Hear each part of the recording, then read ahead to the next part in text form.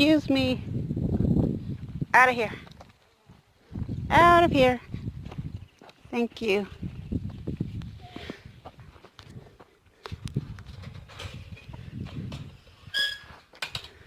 I'm going to close this off. A few days ago,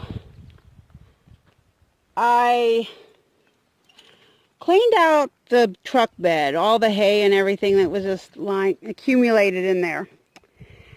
And I've had it in safekeeping where none of the critters could get to it. Mainly because I was waiting for a non-windy day.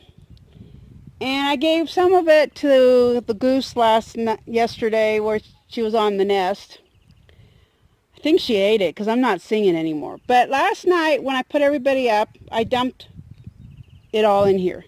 And so you can see they've eaten a lot, they've spread it around. But I also threw a bunch in here. And I think people have been in here to eat because it's gone in the front. But this morning, this whole thing, they had spread all the hay. And this was like coastal and alfalfa plus some leaves and stuff that were in the truck. They spread it all, made a nest in there. And I thought that was amusing because I had thrown a big handful in there for them. But they've spread it around, so it kind of helps with bedding. And they ate it because I always give them the geese and ducks a treat when I put them in here. It's part of, training them to go in here at night. Because otherwise they wouldn't go in here, but they need to come in here to be protected. This is the roof.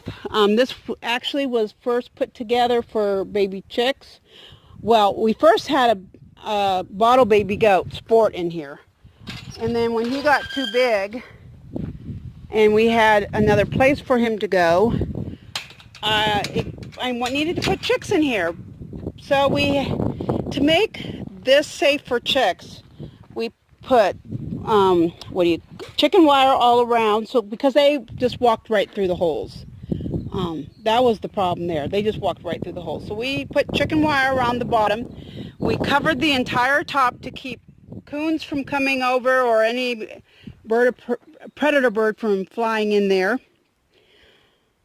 And then eventually, after, I didn't need it for the chicks anymore, I put 3 rabbits in here. And when they were growing, they were grow-outs. And they were doing good. They were enjoying the little colony in here and room, and they were happy. And then one morning, I woke up pretty early. It was summertime. The sun was coming up. And I looked out the window, probably either the kitchen or dining room window, because that's the dining room and that's the kitchen window, so I could see really easily. And I knew one of the rabbits was dead. It wasn't moving, I just knew. So I quickly ran out here, and the doghouse has always been in here. I bought that, a year or two ago, the plastic doghouse, but the wooden doghouse was left on the property by the previous owners, and it had always been here. So it was in here, and the 3 rabbits, and I came running out, and one of the rabbits was dead. And another rabbit was definitely sickly, and then one seemed to be fine. At the time, I had a ranch hand here, living here with me. And so I had my cell phone, and I immediately called him because he was still asleep. And I just told him, the rabbits are dead. One of the rabbits is dead. But it was getting, 6:30, 7 a.m. by then. So he quickly got dressed and came running out. And we had no idea what could have killed him. We were stunned. Well, he, after assessing the situation, he took the rabbit to go dispose of it. We have a place that I've always dumped animals that are dead. I know the hogs come in that area. I know deer come in that area. I'm sure there's other wildlife. It's away from all my animals, so it's always been a good place. So he was on his way to go dispose of the dead rabbit. And we had no idea what had killed the rabbit. And, you know, there was a second rabbit who I was hoping it would survive, but we didn't know what the problem was. Well, like I said, I didn't own this. And this was over in the corner, the wooden with the metal roof. The plastic wasn't here. But I had, you know, I would feed the rabbits out of this and had water over here. So I came over here to take care of, you know, to feed them. And, you know, since I'm here, I might as well take care of do that. And I was about standing here. See, here's the feeder. And right about maybe here.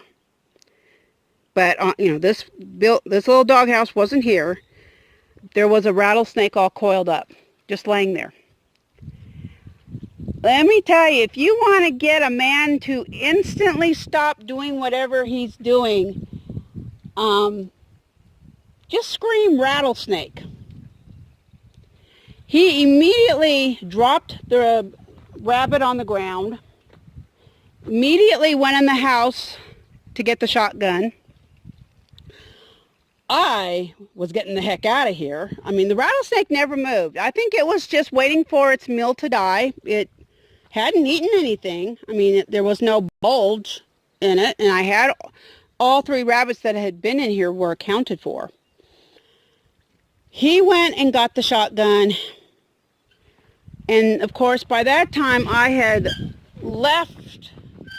I mean, I did not want to be in there. And so I'm standing about here, and he came and he's asked me where. He could not find the snake. So I pointed out, you know, it's back there. And then he saw it and he shot it. We were all scared because there was rabbits in here. And let me tell you, if you're thinking or you do have rabbits, if you're either raising rabbits right now or you're thinking of getting rabbits, my understanding is rabbit is one of the rattlesnake's favorite food.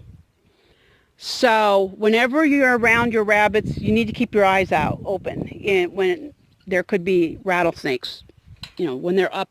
Like today's a really warm day. I'm in short sleeves. I'm honestly going to go in a few minutes and change into shorts because it's not even noon and I'm hot. It's going to be a warm day. It was warm yesterday, but I think it's going to be even warmer today.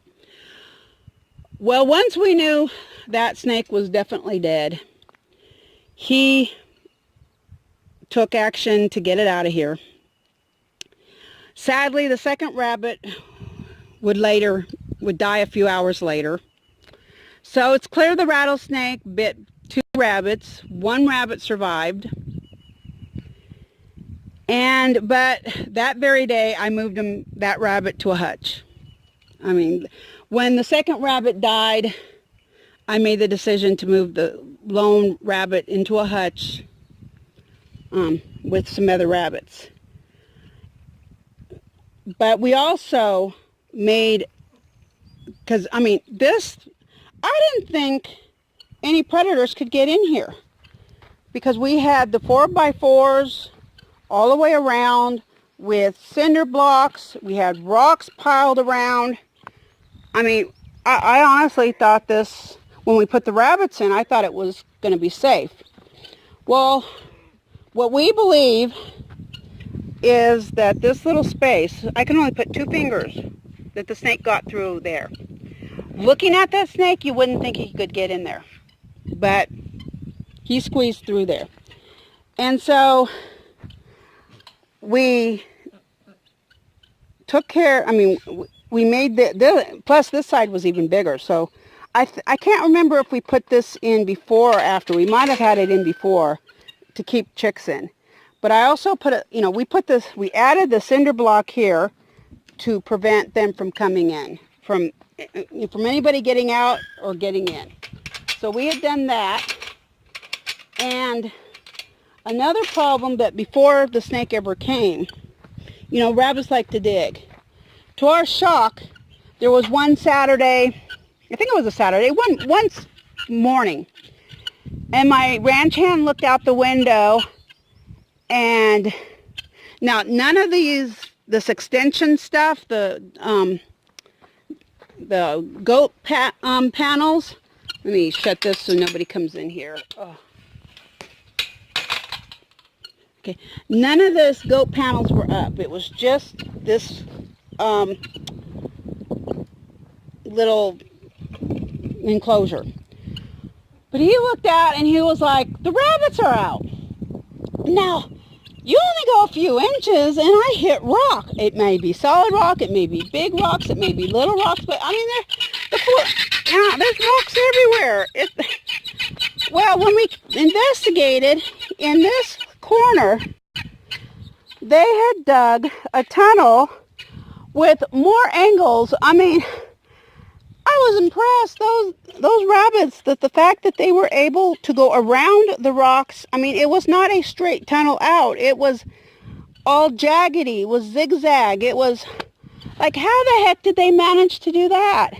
So we went and piled all these rocks. We put rocks in the holes here and covered it up with dirt and hoped for the best and put the rabbits back in here. And they did stay. That stopped them. So if you're interested in doing rabbit colonies, or you're interested in raising rabbits, what you need to think about is snakes can get through in a very, very small area.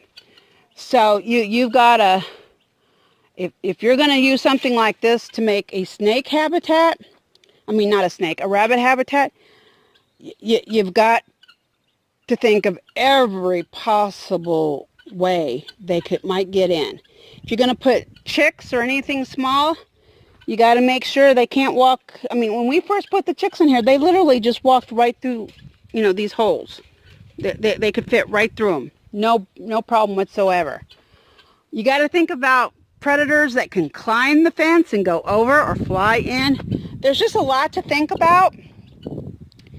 And so, yeah, this is a good way to quickly set up someplace to keep a baby goat. If you just got a couple baby goats, maybe bottle babies you were given or bought, and you need something really quick to put them in, or you want to make a rabbit colony, or put your chicks in there. I mean, I'm really close to the house. There's a plug right there, so I've had chicks that were starting to feather out, but it was kind of cold outside too. And so we were able to, string extension cords over here and have a brooder in that area for the chicks. Not a heat lamp.